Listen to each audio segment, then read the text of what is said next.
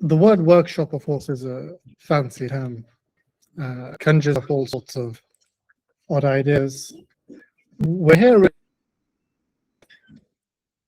You have children who are beginning a learning journey. So let's just try to understand our objective in rational terms or logical terms. We have some children beginning a learning journey, and we want it to succeed.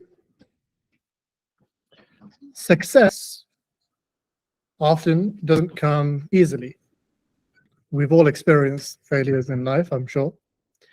And we've all come to learn that success often requires a set of ingredients.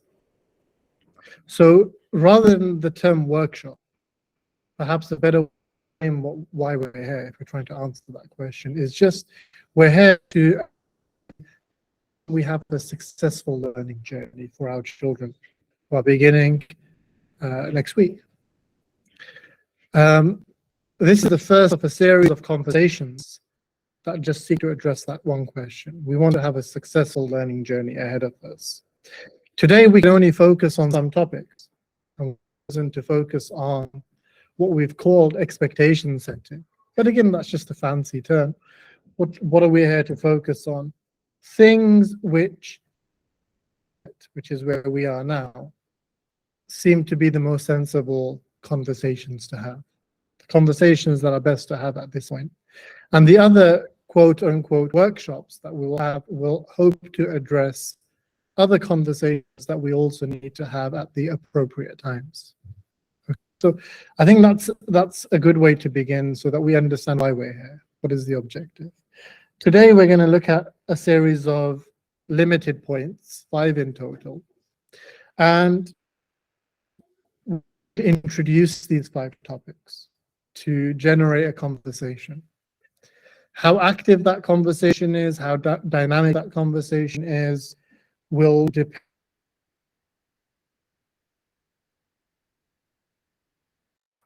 to allow it to grow and flourish and add energy into that conversation.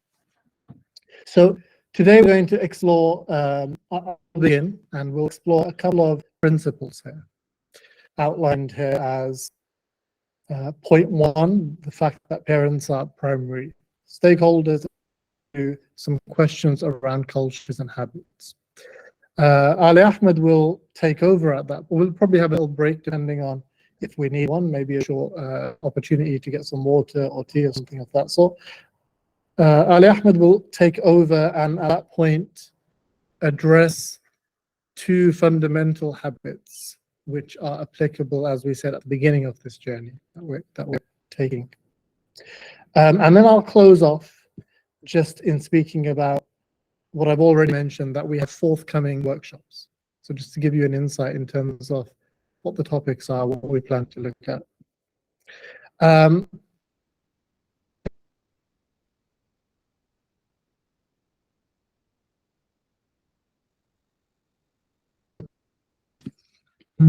indication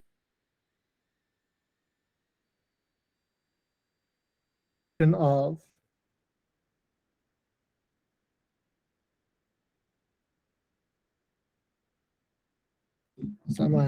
Yeah. Excuse me. It's an indication of your understanding of many things that we take for granted. We're happy that we're able to take many of those for granted. Participation, let alone your attendance today, your participation in this program, your children becoming this journey with us, are all indications of important recognize that you as parents understand. And so all we're trying to do here today is to grow a relation in community. It's an unfortunate circumstance that we have found ourselves in a situation where we are having these conversations in the home, and live sitting, talking about how we to raise our children, what aspirations do we have for them. And what we lack currently is a community conversation, a conversation between friends and neighbors, a conversation, as Ali mentioned, in a village of people that share similar outlooks on the world. None of us are born naturally as parents. This is just from the nature in which Subhanahu wa ta'ala has created us. We are here. Recognize that these are new experiences. It's often the case that we sink into the roles. You know, we happen to find ourselves in that situation, and then we're figuring things out as we go. Wealth of experience and wisdom and knowledge to be had for anyone who is willing to learn. We as parents have to demonstrate that characteristic ourselves. Are we willing to learn? Are we and willing to share our ideas, to have them, to have a critical look at the way that we do things, but all from a positive vantage point, to understand better the roles that we have been privileged to occupy. So with all of that said, we're going to begin with something just slightly discursive here, which is a set of questions that perhaps with the person sitting next to you, to just ask of one another, share your experiences with two interrelated questions. They look very slight difference between them. The first is a slightly wider question. Thought about success and failure in different contexts. We might not have explicitly as a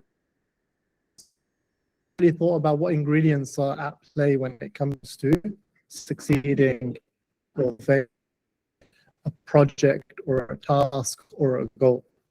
So this is a broad, I think, are at play in life, thinking about very specific goals.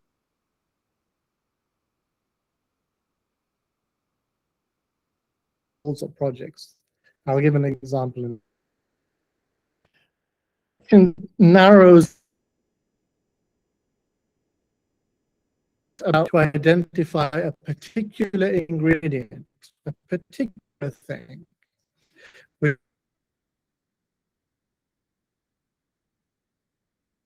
I think is most important when it comes to succeeding. What is it that I feel is the necessary ingredient for one to succeed with one's goals? Now, let's just take some examples before we dive into this question.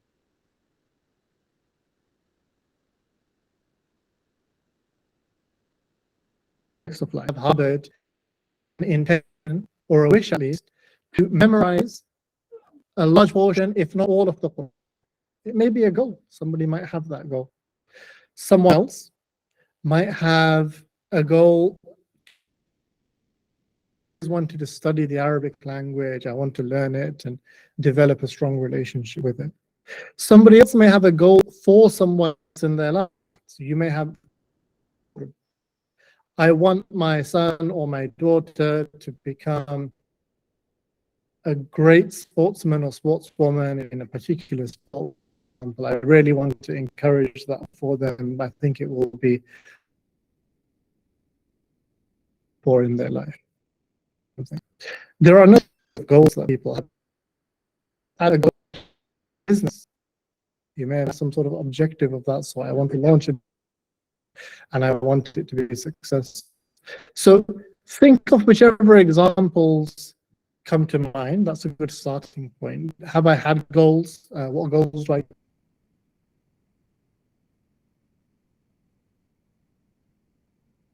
currently have?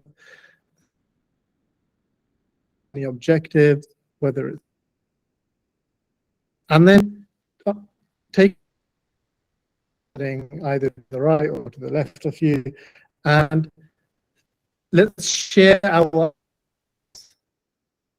the ingredients for success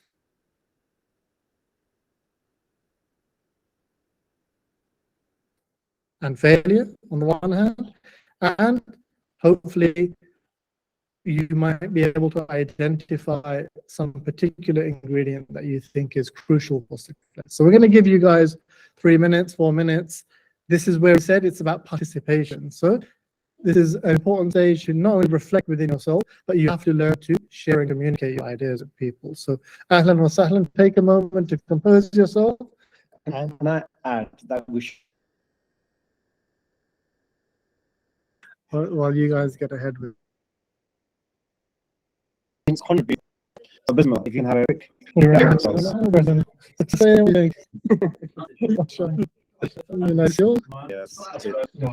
There we go.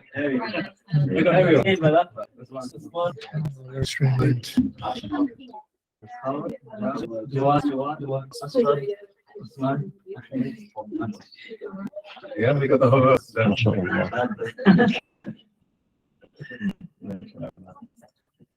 Now the question. Oh, sorry. Don't stop at just the names. Yeah.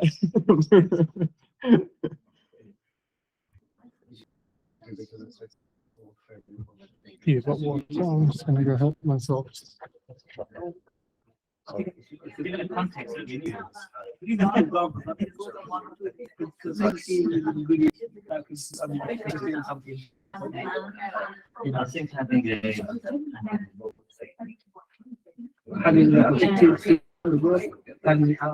Is there anything that you could identify for yourself? This is something I was successful at.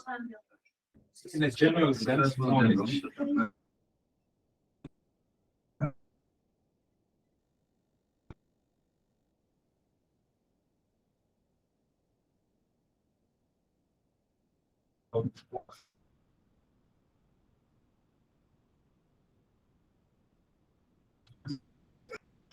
a teacher or commitment and having faith in trying to achieve.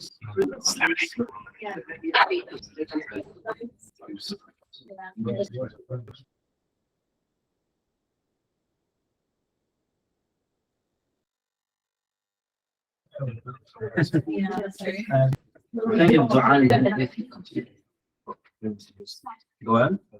I was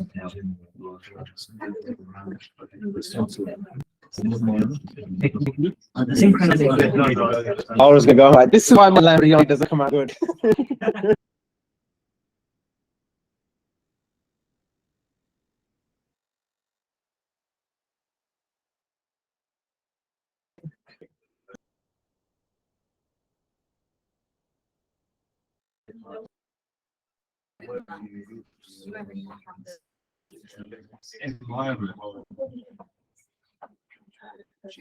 Yeah, exactly. So perhaps start honing in on the second question then, of all the different ideas, then which is most significant?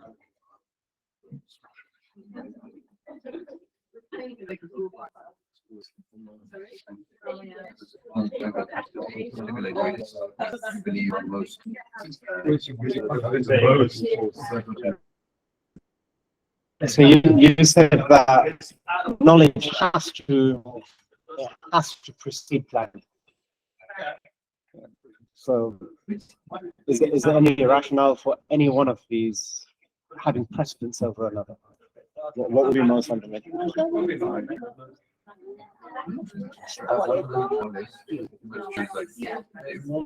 Which is the most important?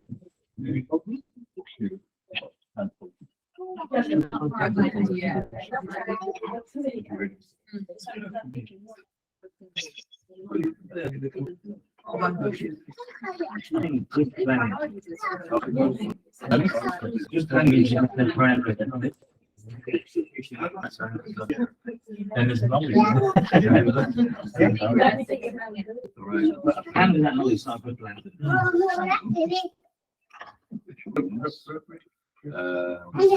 Honing in on some answers. Yeah. We're not really wanting this one.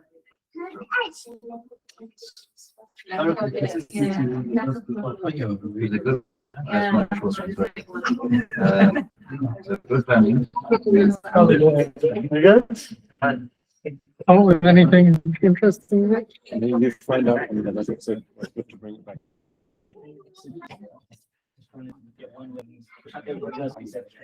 MashaAllah. Yes, is it a horse? Looks like a nice pink horse or a pony. Okay, maybe not. Alright, Like, what is this? But. but And speak. can't even speak the book now. Ajib, Okay, yeah. Bismillah. Mashallah. Okay, let's bring it back in. It's obviously a common question, and people have written volumes on the topic of success. Simple Google search will show you that. Which is my secret objective. I'm just taking notes because very successful people in the room. How do we get ahead, right? But let's have some sharing and see what people came up with. So maybe we can start here on the right. Howard, Jawad, did you come up with any interesting thoughts on either question?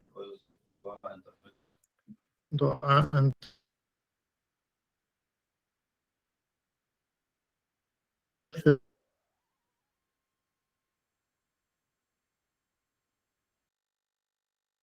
yes, going straight to the core, Marsh.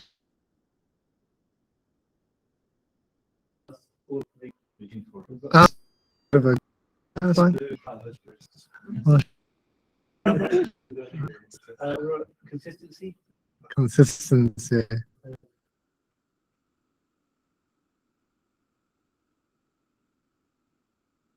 Oh, I can't read you.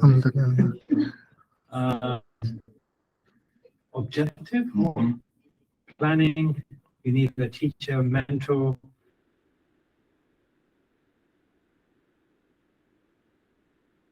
Planning. Oh, yeah, it's not, environment, gelling together. Okay. Synchronizing of ingredients. Who's that? That's everything. okay, so we have quite a mix there. This themes around consistent resilience and Atif,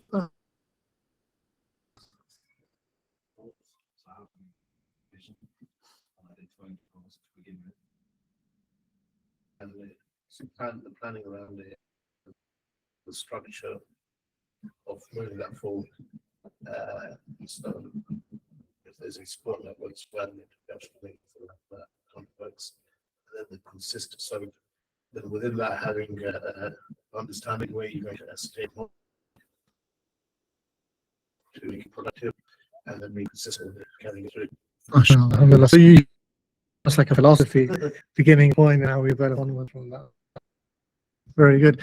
Sisters, back, let's have some of your thoughts as well. So what did we discuss? I think it's always very similar to what the was saying.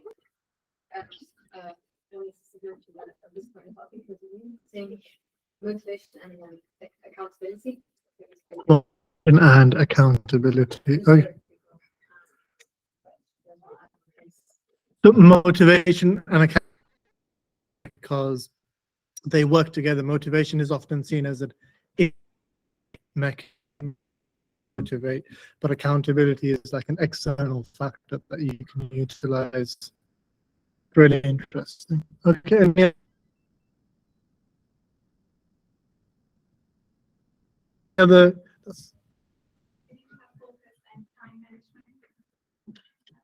The planning, as we spoke about, so you need to have not just the broader skills, but you also need some granular skills, all the planning things of this. These are all ingredients. You know, what contributes most? What maybe hands up for this one, because some of you may not have got that far in your thinking. But if someone thinks that there's something that contributes most, what do you reckon? We couldn't really narrow it down, summarize in a sentence. One sentence. You can read a sentence. As we said, good planning, which requires knowledge, preparation, consistency, and faith. Alhamdulillah. Anyone here? Me personally, it was all about support network having external structure of business, because it's always the case if I want to do something, if I tell someone to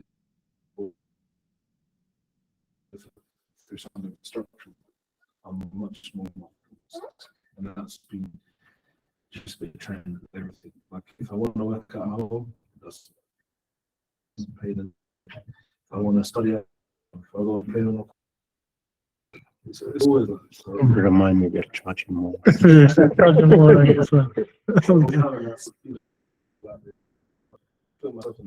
Yeah, which has accountability I mentioned, right? So you can generate. Also, Okay. that's it. I think the motivating factor, passion to learn something, that is what is going to drive you. Make sure you carry on, be consistent with it. I think that's what levels of that can. Either you do it through sport at work, so you're doing it. You can kind of at points where you lose motivation, your focus can bring that back. So that's where all the sport elements probably can help us. Person, regardless of what they're doing, I think they go through phases up and down, they lose motivation. And if they're strong enough, they might come back. But the priorities might, which might bring that down, even though it's still a bit motivated, the priorities push that down. So, right, find ways to maybe keep some motivated enough to. So, it's very dynamic, right? It's a very dynamic life that people live. Absolutely. But again, from the is anyone settled in on something that they is the primary ingredient in terms of succeeding?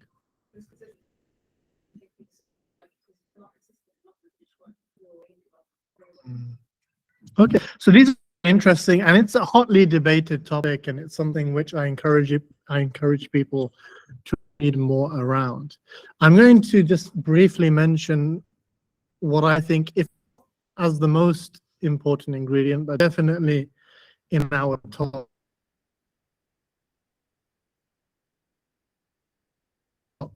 5 or top 10 if we were to make a list. And that is something which people have kind of hinted and spoken about. But the modern term that, and if you read around these sorts of topics, I'm sure you're probably already familiar with the term. If not, there's this little quote that I just which kind of summarizes by mindset. So let's just read it here so that we can give ourselves a moment to digest. Your mindset is a set of beliefs that shape how you make sense of the world and yourself. It influences how you think, feel, and behave in any given situation. It means that what you believe about yourself and the world, or success or failure. Now, the reason why I like the idea of mindset and why I think mindset is in succeeding is because it internalizes this question that we've been trying to answer. When we speak about accountability, when we speak about resilience, when we speak about consistency, when we speak about knowledge, when we speak various things, in many respects, it doesn't address who we are. It leaves untouched who we are as individuals. We take ourselves to simply be who we are. And then we take our goal, happen to be, and then we externalize the question, what do we need to do or possess in order to unlock that goal? And this is very odd, I think, because imagine your goals are completely wrong. That would be a great disaster, right? You might be pursuing all the wrong goals in life. Napoleon was very good at his goals. Napoleon was in recent past 250 odd years, later 18th century, sorry, most of Europe, went all the way to Egypt and saw himself, even in Egypt, his title was Sultan al-Kabir. He named himself as the grand, sultan. And he achieved a lot. Don't know when was the last time anybody here invaded whole country, right? But was it a worthwhile goal? Was it something to be successful at? Okay. And if we ask what shaped Napoleon himself and what he wanted to achieve, it was, and we can read his memoirs and there's great books written about his life, we can understand that it was shaped by his perception of himself, who he saw himself to be, what he saw value in. Okay, these are inseparable questions. Who you are and what you see value in meld together. Okay. So what the question of mindset addresses is, before we get into any of the external or granular aspects of succeeding and failing.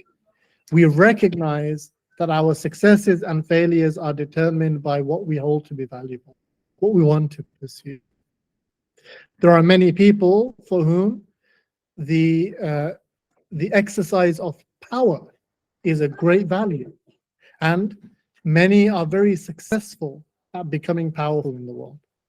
For others, the exercise of wealth is very important, and we can see people that have become very successful at obtaining wealth. Likewise, we have all sorts of objectives in life. Physicality has become very common in the modern world. Sportsmanship and things of this sort are demonstrations of people's singular pursuit towards physicality. So there are plenty of examples. And the topic of mindset forces us to look inward. What do we value? What do we want? How do we see ourselves? What is our identity? This is an important term in this as well. Our characteristic. Who are we in and of ourselves? How do we envisage ourselves, and how do we want to be seen by others? These are fundamental questions. Not only that,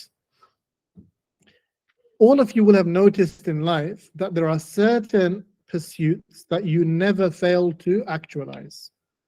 You may struggle with, you may have ups and downs, as people mentioned, you may have conflicts of responsibility and priority that emerge in life. But I'm pretty sure that most people, if not all, have at least one or two aspects of who they are that they never fail to actualize, they never fail to realize, no matter what happens in life. I'll give you an example from myself.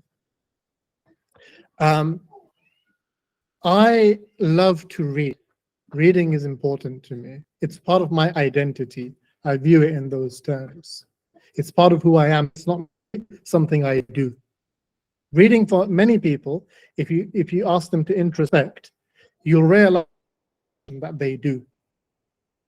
It's not something that if you say to them, do you read or are you a reader?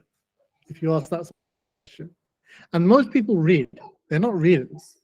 So no matter what happens, I will not go more than 2, 3, 4 days tops, and I will have read something. Because I can't stand not to. It would be to create some form of bipolarism in my identity, to not have that as part of my life. For other people, you'll see it's exactly the same with things like the gym. There are people I know, if they went more than a week without exercising or going to the gym, it wouldn't make sense to them in their world with respect to who they are, not merely. Okay, and so this is also one of the, because by internalizing our goals and objectives, our ultimate avenue to success is making something part of who you are. Making something part of who you are. Right?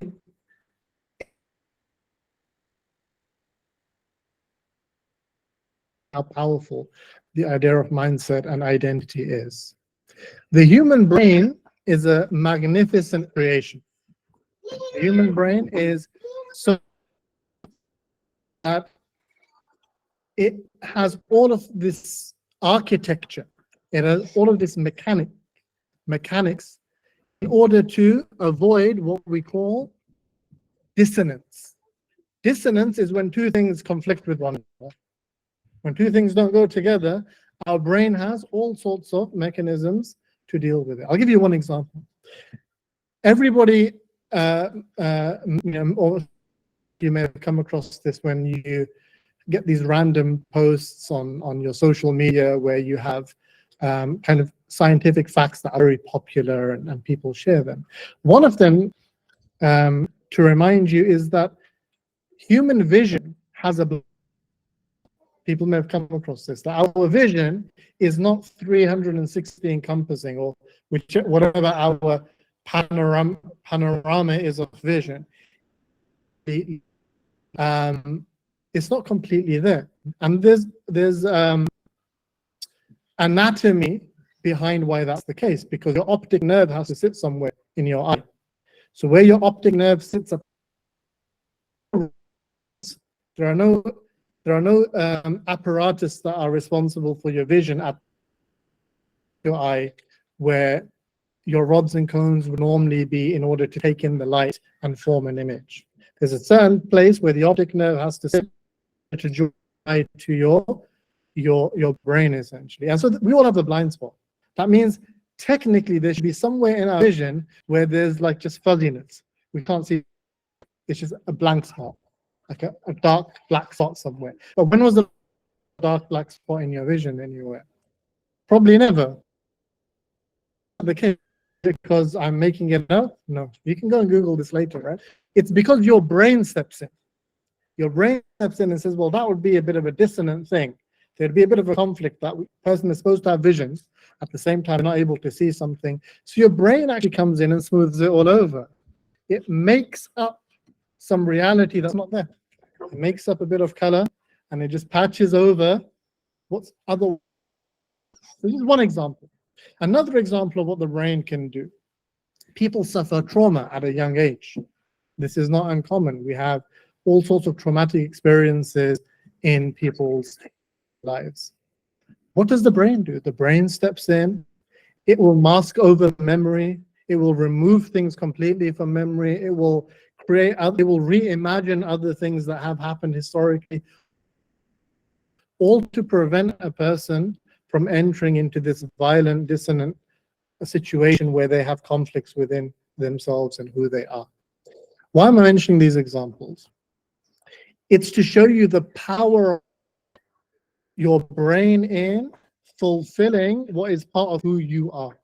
You're healthy. Whatever you take to be a healthy, normal life, your brain goes overboard in giving you all of the tools that you need to be resilient, to be consistent, to achieve your goals. And you've all seen this, as I said, in those one or two things that are non-negotiable for who you are. So my concluding point on this theme is that our objective should be to have priorities in life, know what is important. But when we determine things to be valuable, we want them to become part of our identity. We want them to become part of who we are. If we treat them only as external goals to be achieved, if we treat them only as actions, then we stand much less chance of ever reaching the goals. If they become part of who we are, non-negotiable aspects of our identity, we will achieve them, our process to achieve them. Because not achieving them then would lead to nothing but dissonance in your identity. It would lead to schizophrenia in who you are, in your, for that term.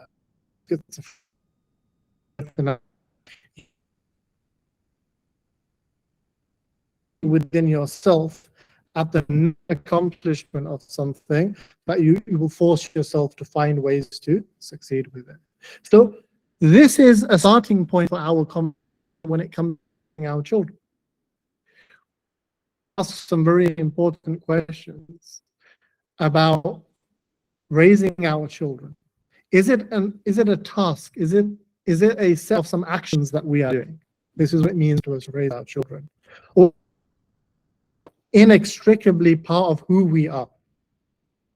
Raising our children, teaching them, educating them, nourishing, providing for them their own worldviews, ensuring their success as well as our own. Are these all inextricable, intrinsic parts of our identity? And you might think it's obvious, the answer to that question. Of course, for everyone, it's the same. And I would beg, and I would say, well, it's a question you should go and experiment and think about and look at your own life and other people's lives, fly on the wall anecdotally to see whether it really is the case. Because my experience has been that it's very easy to outsource the task of raising your children. It's very easy to have your primary goal being survival, for example. That could be somebody's primary goal, or somebody's primary goal. Social life could be someone's primary goal. The pursuit of fun experiences could be the goals that someone has in life. And the way that you really know is to see how non-negotiable those things are. Ask this question when it comes to raising our children. Do we have a whole lifestyle, a set of cultures, a set of habits that demonstrate for us that we're heavily invested in this, that this is negotiable, it's something that's fundamentally a driving force in our life? Or is it that when you actually break up your day to day, it's filled with all sorts of other pursuits and mundanities and other things, and you're raising your children on the edge? On the edge, you're kind of thinking, well, okay, today it's a firefighting exercise every day to raise your children. No vision, your mindset has not translated into a vision, into goals, into a set of consistent behaviors, things of this sort. So this is the starting point that I think is most valuable for us to have in our minds as we enter the beginning of this first year of this joint venture. Okay. The mindset actually that I want here, the mindset of being the primary stakeholders, the primary people who are responsible for our children, who they are, who they become. So this idea of parents are the primary stakeholders, the slide that we just had on the board. What does that mean? When you look at yourself, if you have older children, when you look at friends, would it be unfair to say that the school is the primary stakeholder in your children's learning? Do you think that's a fair or unfair statement? Any thoughts on that? Who's the primary stakeholder that we think? So let's think in tangible terms. Who has all the accountability when it comes to your children's? Who do you hold up to blame if things go wrong? Where do you look if you don't know what's going on with your children's learning journey? Do you look within yourself? Where do people normally look? Yeah. What is my child supposed to have learned here? Let's email the school. What's the disciplinary procedures we should have for our children? Let's see what our school has on that front. In terms of our children's wider learning in life, well, let's see what the schools have available and offer after teaching hours. Careers, what should we go for? Have you spoken to does your school have a career guidance counselor or something?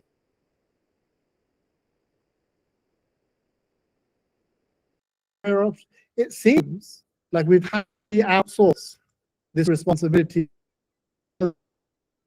ourselves, while still, if directly asked, who is ultimately responsible for your children, we'll say it's us. But in all practical terms, we've outsourced.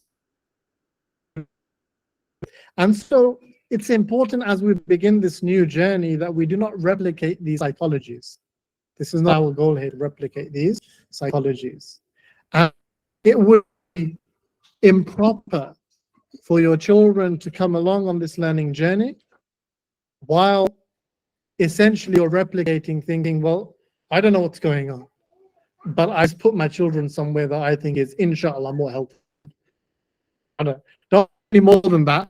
You know, you meet your friend in the street or your cousin, and normally it's family members, you know, you're doing some weird homeschooling thing, then they'll be like, okay, so what's happening? And you'll be like, I don't really know. So you've one childcare environment for another childcare environment, right? Except you think it's more healthy. We know these people. They seem like good, outstanding people. And what we're advocating here is something different. We're saying, and it's a challenge, is to say, actually, no. You have to own the fact that you are, in fact, primary stakeholders in the lives of your children. You have to own that. And that's going to come with certain radical shifts of anxiety and pressure. When I know that if I'm the if the buck stops with me in my company, like once everything goes wrong, who are they gonna sack? Who are they gonna fire? Who's gonna be the one that they're gonna string up to the wall? I've got some. Yeah, I'm just kind of like, I'm just manager. These people know what's going on. No, you take that really seriously, right? And so what it means is, and this I hope can be, people are in a company when it comes to their children's education. We happily know that there's a whole institution that exists that we rely on for education, schooling, university, everything. And so we sit around the outside of the circle, we don't really get involved. By forwarding this proposition that you are the primary stakeholders, not where your kids are coming from 9 to 12, 9:30 to 12:30, or if they were still in school, not that school that's taking care of your children from 8:30 in the morning till 3:30. They are not ultimately responsible for how your children develop and grow while they're in your care. The buck stops with you. It all comes down to you in the end. Initially, you're going to feel some discomfort because modern society has been said you are able to outsource all of those responsibilities to other people. You don't have to ask those questions. You don't have to spend countless hours thinking what provisions you need to create for your children. You don't need to put them into any real clubs and things like this on the weekends. Just with it. School in the day, come weekend, is there some Arabic club? Is there this? Just throw them in, pick them up, continue. Repeat. But when you're saying now, no, I'm the primary stakeholder, and I understand also now what education means. It's not this just set of building a human being. Then it's going to draw us out from our comfort zone.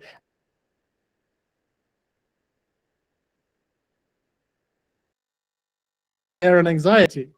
This is what normally happens. This is why always the questions are, how do we do it? I don't know what I'm doing. You can't expect this of me.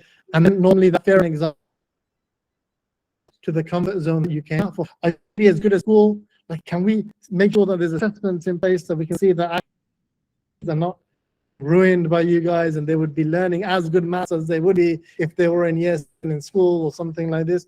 This is the connection that we have to that comfort zone that we come out. But if we take the time to learn, as it says here, to educate ourselves on what our role and responsibility is as a primary stakeholder in the life of a human being, it gives us that potential to move in the direction of that arrow. With that learning, with that education, with this conversation we're trying to foster into this realm of growth, this realm of productivity, this realm of success. And this is not theoretical. There are plenty of examples in the lives of people that we may know where people have been very successful. A simple model like this and hold it up against those people's success, you will see clear cases of coming out of their comfort zones, doing things that generate anxiety and difficulty and unknown, and then moving beyond that through what? Learning, education, support, mentorship, all the sorts of things that people mention, and eventually many people go on to succeed in wonderful ways. Okay, and that's our goal here with Seminarium and the Growery conversation. We're here to support you. I'm sitting here thinking that we're the educators. We're the to educate your children. We have some skills and some knowledge and some history and some expertise that you as parents may learn. But don't let that confuse you into thinking that the buck. But for my own children, if I put them in a provision,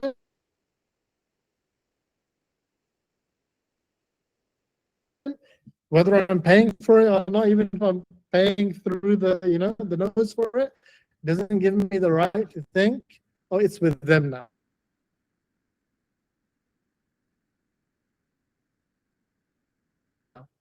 To get it right, I have to be part of that conversation. I have to lead that conversation. Okay, so this is our, and today it's about just digesting these principles, them, seeing what we think, and beginning a conversation. This is not the end. This is not a conclusion point. This is merely a starting point to begin a conversation within your homes about what we've never really fostered that conversation before. Now, you will see how you have goals with support, inshallah. I'm just on a froze.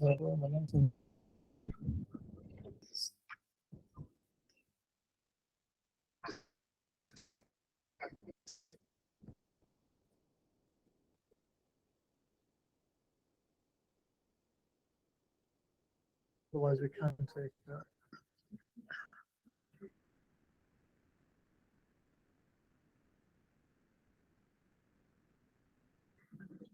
Right, just needed it, yeah. Using hotspots of two overlapping services.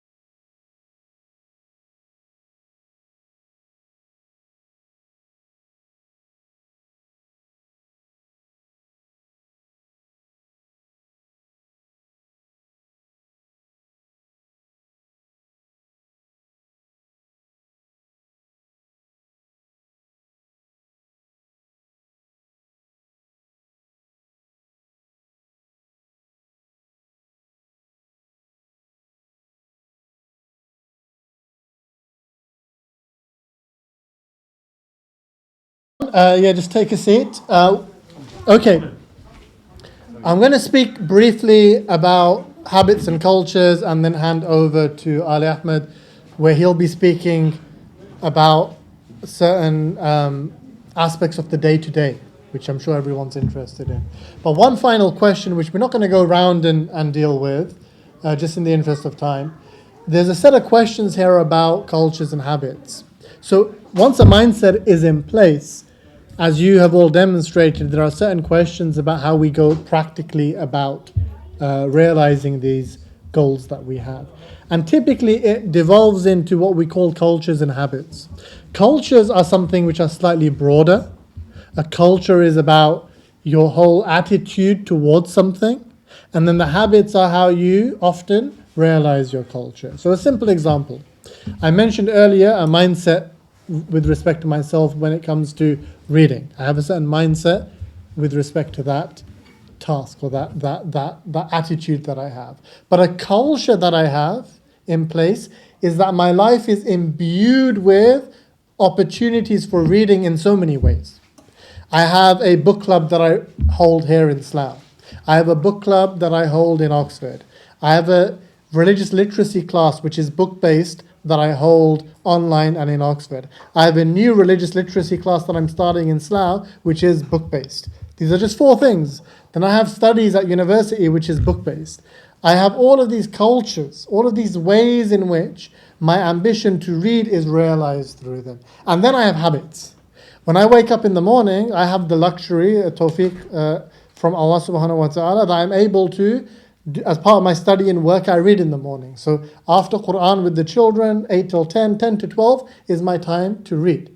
So I've built a habit around it. I don't just say, well, I need to do 2 hours of reading. Let's see today when I can fit it in. That's not a habit. So I have clear habits, and my whole family, everyone knows this is the time that I set aside for that task. So we have cultures, we have habits. Our mindset has to translate through these prisms. It has to trickle down in order for us to actually realize the goals that we have in life. So these questions that you can go home and try to answer for yourself. What are the cultures and habits that you have as an individual in your life? And as a family, do you have certain cultures and habits? Things happen in ways that they're guaranteed to happen as a result of cultures and habits. And if not, this is a question that we can then pick up and explore and communicate as a village. Come together and understand more about what are cultures, what are habits, how are they formed, how can we perpetuate the right cultures and the right habits in our home environments. In particular, now speaking about your children's education, what are the cultures and habits that apply specifically there? And that's the last sort of idea that I want to focus on here. Let's just take some examples of common habits. These are the common habits that I think in every home we have examples of. A waking up routine. Our children are expected to be up at a certain time and to do certain things. But in some households, we don't have this. But even if you do have it in your household, there are very critical questions we can ask about all of these examples, which is how effectively have we thought about these things?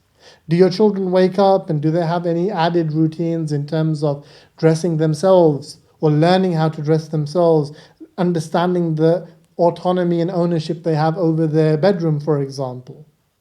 You might think this is obvious, some of you, but from having countless conversations with many different people, I can give you an example from eating habits.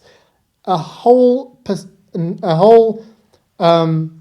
significant percentage of people within our community, particularly young boys, would not know the habit of cleaning up after themselves after a meal.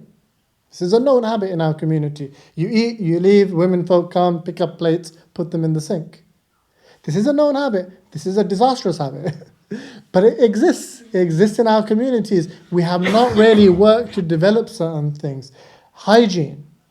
Importantly, your children, how are they learning things to do with simple things, brushing their own teeth, but eventually clearing up after themselves when they use the bathroom, things of this sort. So these are all topics here that we need to think about.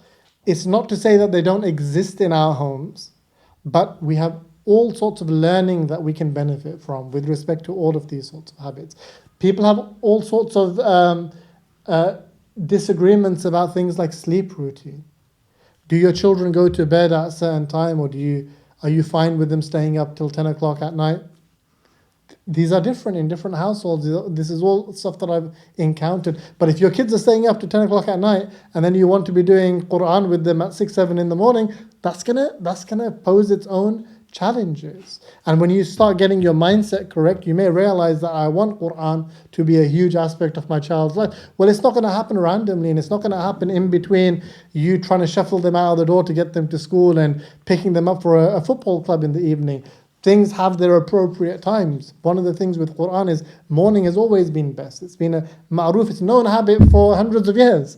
But then how are you going to do that if your children have no set routine when it comes to when they go to bed? You haven't trained them in that. It's not something you can just switch on and off with like lights one day. And now you're going to bed at this time and you're going to be waking up at that time. So these are the simple examples, but actually to showcase to you that there are so many aspects of one's home life and one's life with one's children that we think actually very little about, if not at all.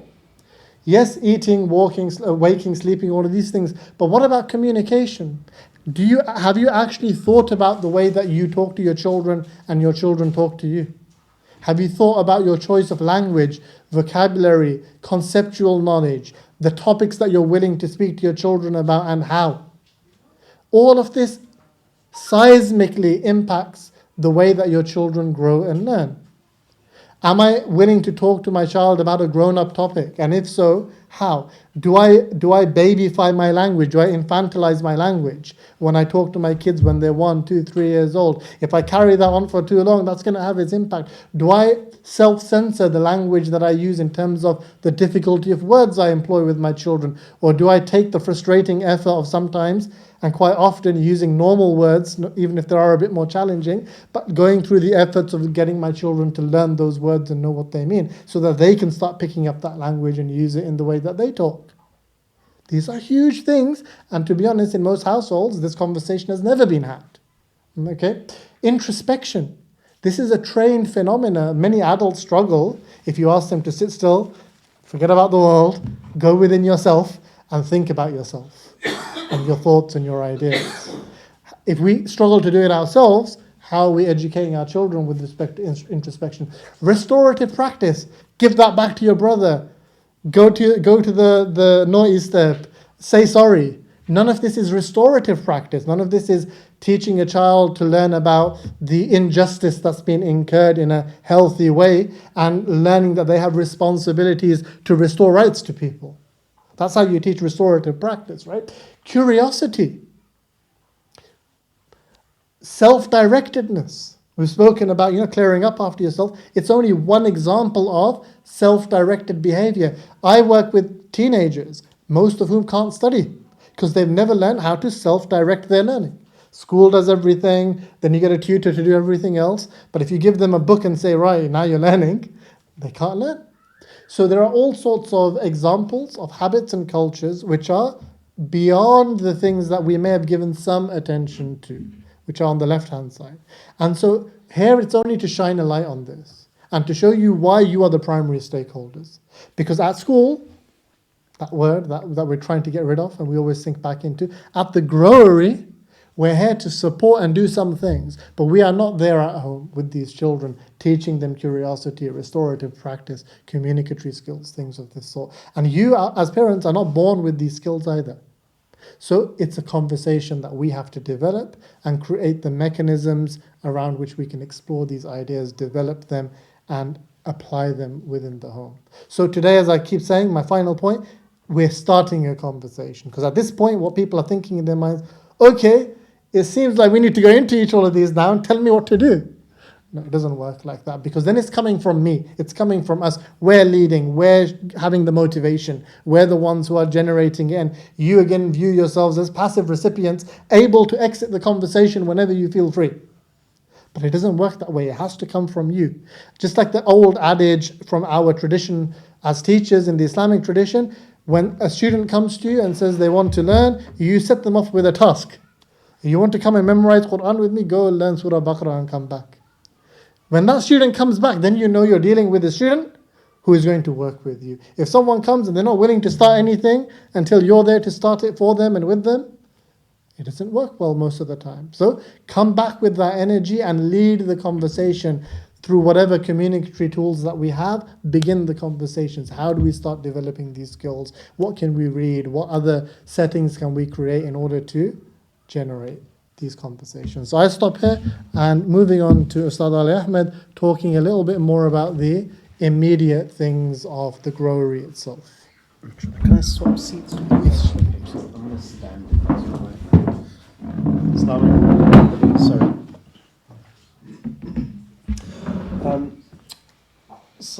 Ustad Mansoor, he segues us into this question of taking ownership of learning beyond school. I use the phrase beyond school in a double meaning. One thing is outside of the growery, what's happening here, what's happening outside of the growery, what are your responsibilities there? But also we're trying to reframe our whole vision of what education is beyond the paradigmatic concept of a school and what exactly that entails. So I have one or two questions for us to ask ourselves. If our children, if your child or children attended a school, what would you expect them to learn? What kind of things would you have as a normal expectation? If you sent we're in a school now, we're in Ditton Academy. If you sent your child off to this school, what would you expect that they would be learning here? What might you think that might entail? Not all at once. Example? Maths. Okay, anything else? Reading, writing. Etiquette, sitting down, listening. Okay. Some sort of discipline about how to engage in certain settings. At the growery, I want to be clear that that's not our aim.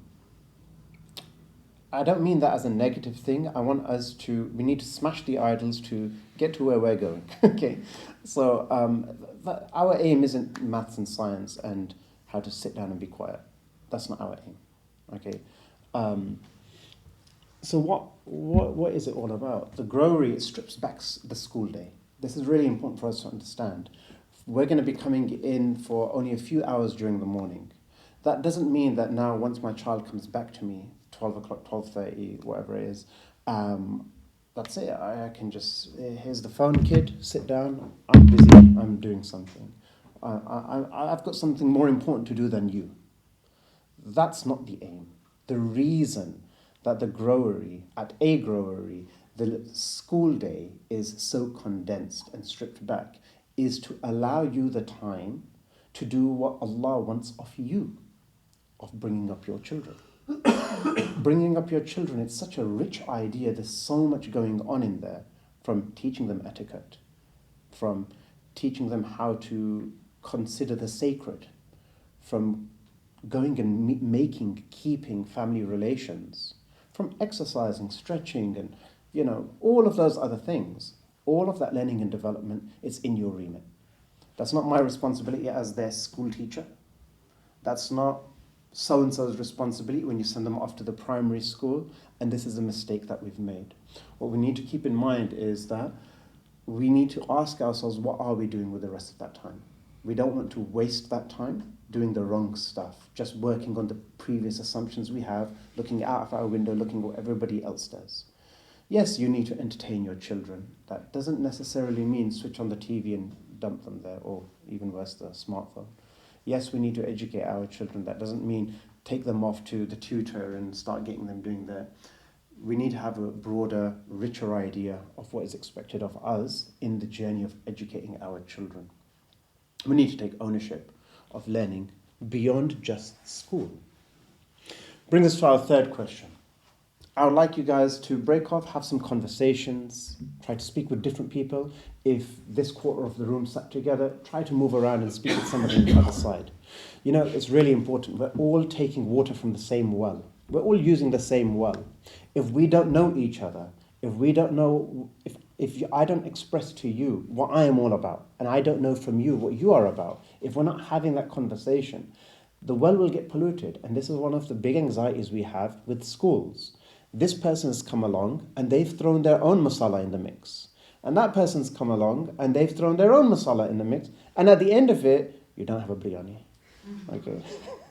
So what we want to do is we want to make a nice biryani. Talk to each other, converse with one another, express. Even if you have an idea which you don't have too much, just say it. The honest truth is when we do these things, you find that the other people are as apprehensive of expressing and saying and contributing as you are. So just do it. The question is, in small groups, shortlist 5 aspects of your child's learning and development you think you are responsible for.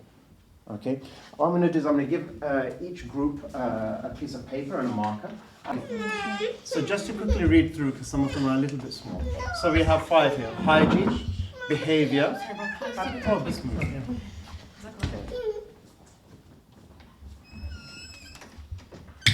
We have hygiene, behavior, and in brackets we've written discipline, habits, and in brackets manners, routines, such as sleeping routine, learning routine, playing routine, du'as, Islamic values. Here we have, number 1, etiquettes and mannerisms. 2 is faith, that's kind of been bracketed together. Developing their social interactions, life skills, and I think survivability. Is that right? Yeah? Yes, I checked that with us. Survivability. Here we have, which is given VIP status, is Islamic or spiritual development. Okay? Adab, ibadah, dua, Quran, iman. Physical, such as habits in regards to food, hygiene, exercise, routines. Mindset, we have values, respecting others, elders. Secular education, homework, library, projects, history. We have life skills, cooking, cleaning, woodwork, so on. Here we have manners, such as attitudes towards the family, education, confidence, purpose of life, perception of responsibilities. Number 5, we had food, exercise, health and well-being. We have 2 bonus ones here, so these must be really important. Dealing with calamities and resilience. Role models, no doubt they are important. Okay. So we can see here that there's not been many that have been repeated a lot, but there's so many things for us to focus on. And these things, they happen way beyond what schooling is providing us. So if we try to hone in a little bit on what aspects of our children's learning and development we think we are responsible for, there's a lot going on. We have our hands full, okay? And when we're talking about children, that's an expression we hear quite often. We have our hands full. It's a big task. One pair of hands is not enough. One pair of hands in bringing up a child is not enough. That's just bringing up one child. It's not enough. This is not how Allah designed it. It's not how Allah made it. This is not what we see in the history of the prophets, in the archetypes we look at. It's not what we see through history. And in the modern world, what we're seeing is as we are becoming more individuated, and it's only one pair of hands, it's overwhelming. It's too much on our plate. It doesn't work. We have to think about some of the cultures that we are inhabiting and think about how we need to tweak and change those. Because some of this is going to require quite a bit of change. Again, thinking about ownership of learning beyond the paradigm of conventional schooling. Let's lean on Imam Ghazali. Imam Ramli, he wrote a very short book, and this book was written to be memorized. Riyadat al-Sibyan is written as a poem, and the purpose is for it to be memorized. And we've spoken about this before, how there's been a disconnect between us and our tradition. This has happened, okay? Even in madrasas, I'll speak to students coming out from madrasas, they're not familiar with the book, never heard of the book, haven't studied the book, but Allah is obviously in the Quran, He's teaching us how to develop a whole human being.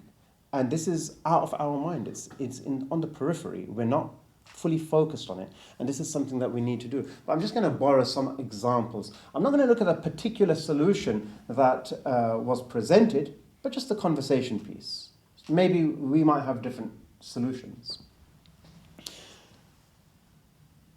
So I'm going to bring these up quicker than this, sorry, just to expedite it. So these are some of the things that Imam Ramli, summarizing from Imam Ghazali, he says that we're responsible for, okay? Suckling and intimacy that comes along with that, food, nutrition, and eating, okay? The actual habits and routines and adab and akhlaq related to eating. Developing a frugal disposition and lifestyle, okay? We're responsible for developing that in our children. Tamyiz, that is that we are able to teach our children to assess situations, make decisions and judgments, okay? That they develop discernment. Adherence to right guidance. All of these things, they're beyond school.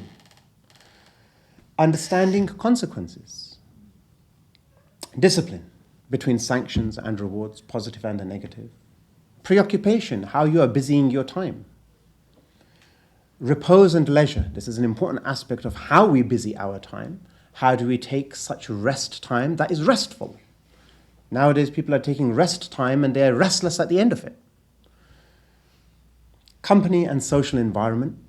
Lots of decisions and choices to be made there. Again, this is not a one-man job. This can't happen by one individuated nuclear family. Okay? Like Sheikh Abdul Hakim Murad says, he says the nuclear family, it's exploded. You know, speech and its etiquette. Okay, so one of the things that we do is we teach our children to speak, whatever our language happens to be. We have added challenges where we want to actually teach the language of the Quran as well. But then there are adab to go along with how we speak with different people, vices and virtues, recognizing these, adhering to the correct ones, and weeding out the wrong ones.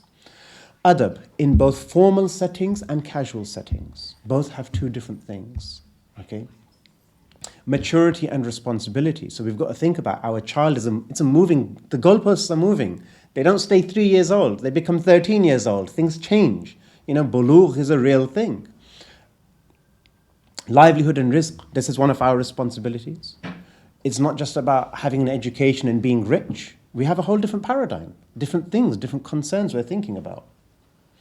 Marriage and keeping family relations. It's become a common thing that modern marriages are a symptom of a break in a family. You're getting married because you ran away. You know, you're getting married because it's against their wishes. So you're creating fractures and fissures in marriage, but this isn't how it should be. This is all about developing and strengthening family relations. Sacred knowledge, you know. and aspiring to that higher purpose which Allah subhanahu wa ta'ala has given us. So we need to understand school is not a sufficient paradigm for us to understand the education and development of our children. A growery, however, is respectful of this. A growery full well understands that our children's learning and development is a broader thing and we're responsible for it. I'm going to quickly talk through one or two habits to wrap it up for the day. I might spill over by 5 minutes, please, if you would just bear with me. So the first thing is taking ownership of all learning and development that is beyond school. We have a big list over here, and we were just shortlisting 5, plus 2, yeah? But there's a lot on our plates. Okay. So first thing that I want to make clear is that school is not what we are aiming for.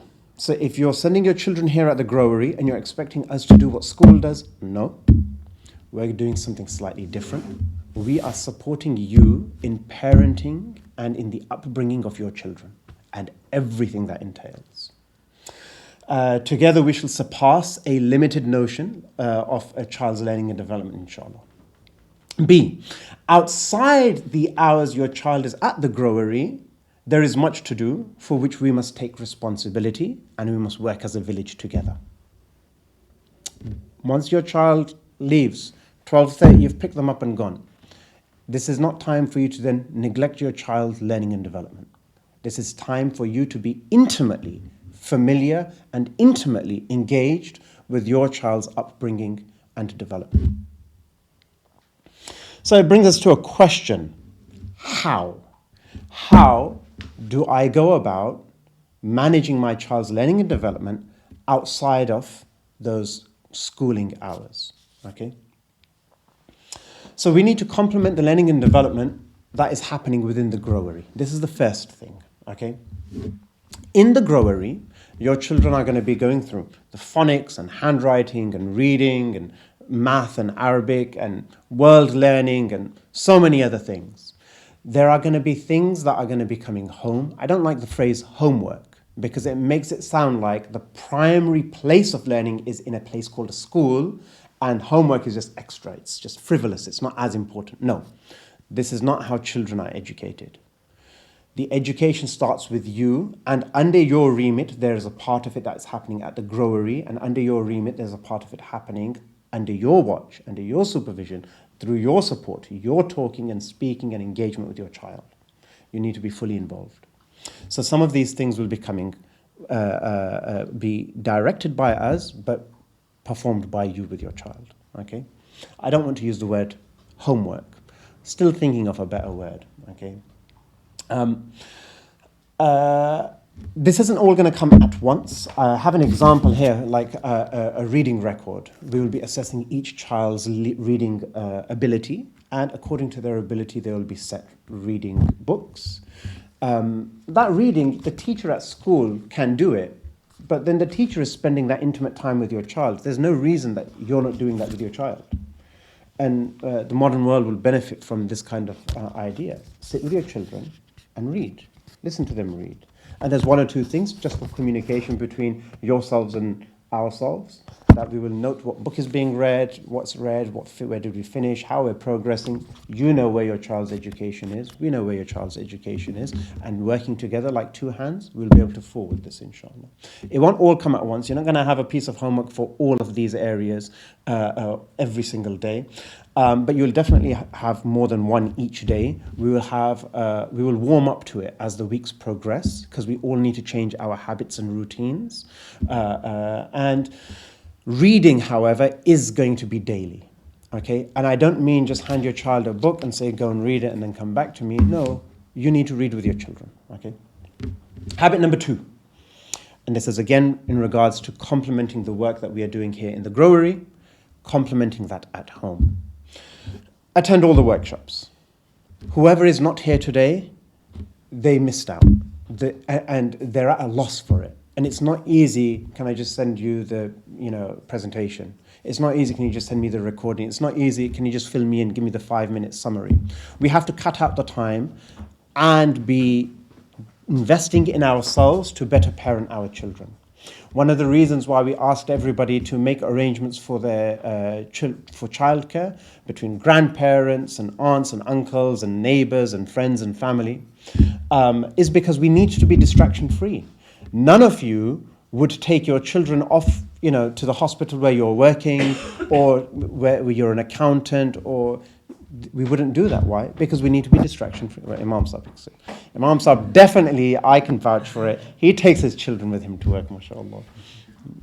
But we need to be somewhat distraction free in order to invest in ourselves so that if the tool is blunt, it's not going to cut. In order to make ourselves the sharpest tool in the shed, we need that focus. Okay. Make sure you're reading all the emails. I don't want to be the teacher who's having to, beef with parents. Emails are our primary form of communication. If you have any issues, email through to us. If we have anything that we have to communicate, we will email through to you. Okay. To some extent, things will be informal as well, but this is our primary form of communication. On Thursdays, children are going to be at the allotment. We will be at the allotment for the Growery provision, and we're going to be doing lots of experiential and outdoor learning over there, which is going to be complementing what we're doing in the classroom. So just to keep that in mind. It is Granville Avenue. So email will be sent out with all of these particulars. Okay.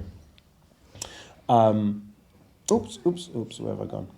Yeah, so on Thursdays we will be at the allotment. We have a beautiful little patch, and our children are going to take that place from here to there, and they're going to be growing as the place grows. It's going to be beautiful, inshallah.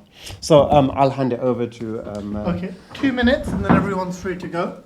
So just the final slide, as you already saw there, is to give you just a little bit of a roadmap where we plan to go from here. So today is our expectation setting.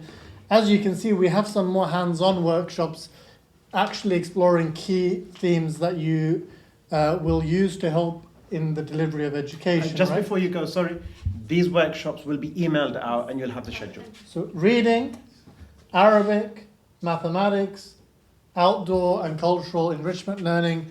We can see the clear value in having a workshop around these. I don't know anything about numeracy. How am I supposed to teach my child numeracy? Or you might be like, how do you read a book with a child? I don't have to read my own book.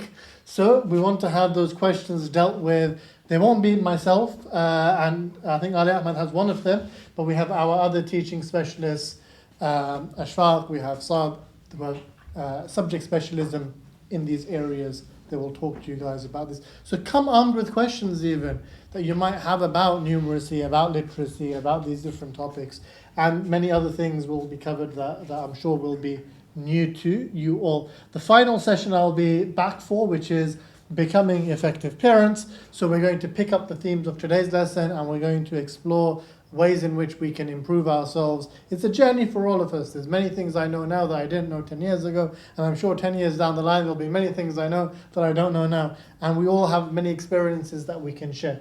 Just as a bit of a preemptive on that front, there's some classes I teach which are completely distinct and separate to what we do here, but I just thought it's worthwhile anyway sharing some of that information with you guys. And just because you are parents of the Growery here, we'll make any financial contributions voluntary, so you don't have to pay, because really what we want here is for people to be tapping into these questions and these conversations that are being had in the community about learning, about education. And it's one dimension. I don't teach a class on education. I teach on certain Islamic studies topics, but Islamic studies and knowledge of our religious tradition is one component that you have to develop along the way in your ammunition. Your children one day, as Ustad Ali Ahmed mentioned, will be 15, 16, 17, and they'll be throwing philosophical questions to you and existential questions to you about life and living in the 21st century.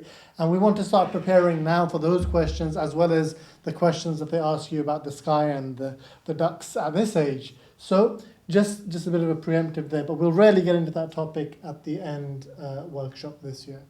So this is everything that I intended to speak about? Are we happy to stop there? Yeah, we can do some questions and answers if anybody has. If anybody does need to get off, that's perfectly fine, inshallah, no problem. Perfectly understandable. People are taking a lot of time out. So if you need to go, by all means go. If you left some buffer time and gave yourself some bandwidth to stay, then we can tackle questions there as well. We'll try to keep it concise and just signpost as much as we can.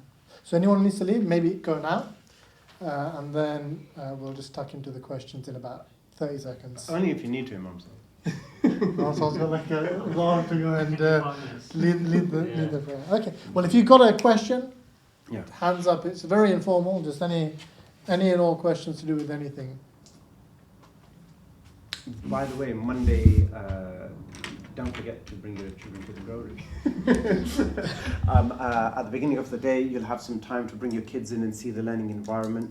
It's all, just apart from a few finishing touches, it's all pretty much set up now. So you'll get a chance to see that blank canvas from the So barbecue. this is a good question. Ali Ahmed didn't ask it directly, but what time does the program start? Oh, we will be starting our learning for 9:30. This So- is the incorrect answer. So- In parents' mind, we are starting at 9:15. Exactly. So in your minds, you just need to say to yourself 9:15, because I know when 9:15 actually means for me is walking out the door at 9:15. Saying I'm on time. It's 9:15. No. So 9:15 is when we start, inshallah. 9:30 is when Ustad Ali Ahmed starts. Inshallah, I have a question which is directly not to do with the class, but it's a bit wider. So there is elements with normal school which you get, like for example, my daughter was at reception. They came and did a hearing test and etc. etc. Yeah. So, which I didn't know about. They do that, right?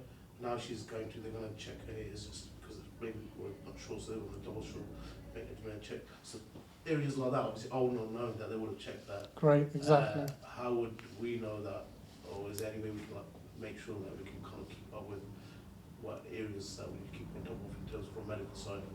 Yeah, absolutely. So not just hearing, but you have vaccinations, you have other different aspects of services that are covered in the school environment. So it's good that you raise these things. It means that we can do our best on our side to put together information pack and just share some of the main details. But also from your side as parents, often there are many ways in which you can fulfill these different responsibilities that you have. So the communication lines will be open, we'll share information from our end, and hopefully things like vaccinations, hearing tests and things like this, we will share with you ways in which that you can do these on your own. But it's normally going to be consulting your GP and getting an appointment booked to cover those things. Okay. Any? I think you had a question. Oh, it was just about what they bring with them. I think you sent an email, just about stationery. Yeah. Nothing. Just no Marvel and all of that kind of stuff. Yeah, just there's a certain culture that we want to promote, and there's a certain culture we don't want to promote, and we need to be mindful of this, inshallah. Yeah. Otherwise, everybody comes as Thor, and then when they're 6-year-olds, they're telling me how they've watched the latest movie, and this is not the way we want to go. How strict are we with the time off? Like, visiting family or Just email through and talk to us. Obviously, if you're taking extended periods and you're in Pakistan or Egypt or whatever for 6 months, there's what can I do for you? Go Pakistan, it's better.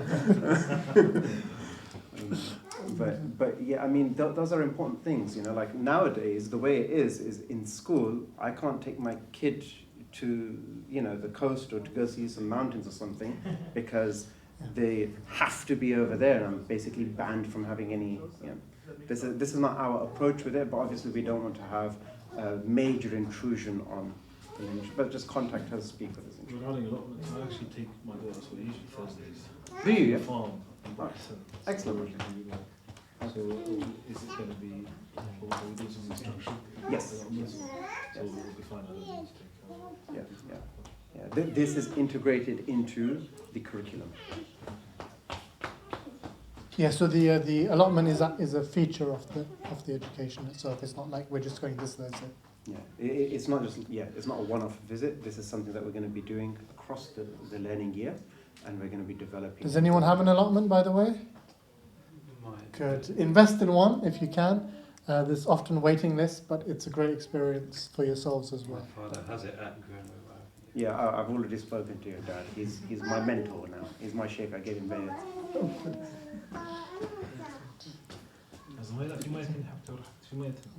Imam, any questions before you? You good? Okay. So. Will kids be bringing some kind of work they did at the growing back and we will know what they learned? Yeah, we will do our best to. There's two different things. One is showcasing their learning journeys, okay, and the other is work that we are setting. They will obviously be bringing home, and they will be doing with you as well. So you'll have an idea from that as well, inshallah. We're going to have a WhatsApp group? Parents? Head of communications is outside. I think there is going to be something like this. But again, the primary way of communication is through email. You know how WhatsApp gets. So we're going to have everybody and his dog advertising a fridge they've got to get rid of. So we're keeping the email for a reason. But there will be, yeah, inshallah. Anything else? Bismillah.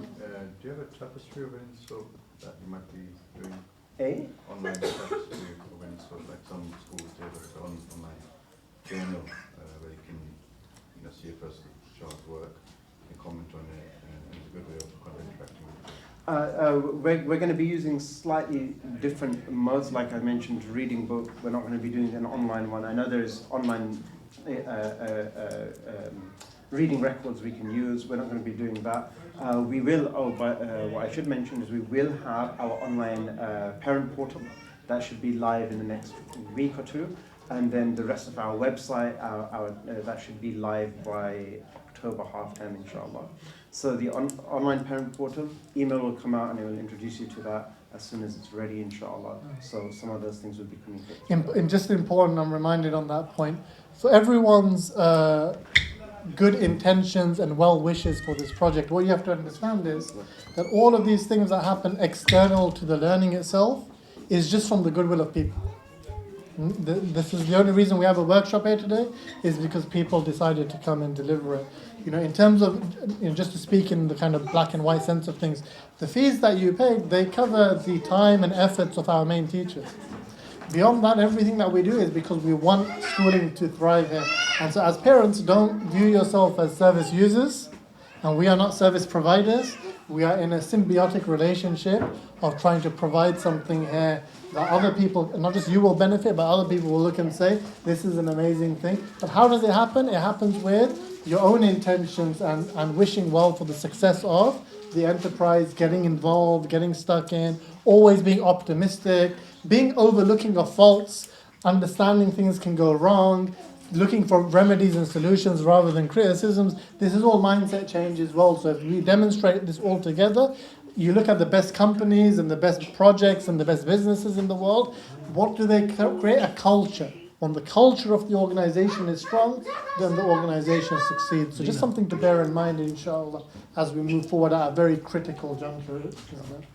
Alhamdulillah. I'm very optimistic. I think great things will happen. So alhamdulillah.